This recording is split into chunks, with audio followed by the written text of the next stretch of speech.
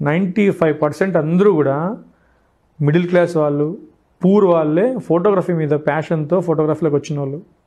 వాళ్ళకి మినిమము దాని మీద ప్యాషన్ తప్పించి ఎలా సేఫ్టీగా ఉండాలో కూడా తెలియదు. చాలామంది బండ్లలో ఇంత పెద్ద బ్యాగ్లు వేసుకొని పోతూ ఉంటారు, స్టాండ్స్, లైట్స్, వీడ్స్. కనీసం ఒక్కొక్క వెడ్డింగ్ సీజన్లో 2-3 ఫోటోగ్రాఫర్లు చచ్చిపోతారు.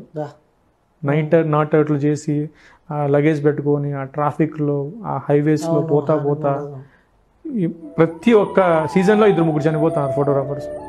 వాళ్ళకి ఎటువంటి ఆసరా లేదు, ఎటువంటి ఇన్సూరెన్స్లు లేవు, ఎటువంటి ఒక ప్రభుత్వం కూడా ఆదుకునే విధంగా ఆలోచన లేదు ఎక్కడ కూడా. ఏదో మేము మా యూనియన్స్ వీళ్ళంతా కలిపి ఇంత చందాలు వేస్తే వాళ్ళ ఫ్యామిలీకి ఇంత డబ్బులు ఇస్తే అంతే.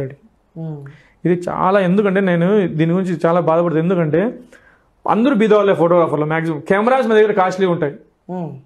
మా దగ్గర ఉండే ఎక్విప్మెంట్ ఏదైనా మా ఇల్లు కూడా ఉండదు, మాకు ఇల్లు కూడా ఉండదు, మాకు బంగారు ఉండదు, మంచి బండి ఉండదు, కెమెరా మంచిది ఉంటుంది. మేమంతా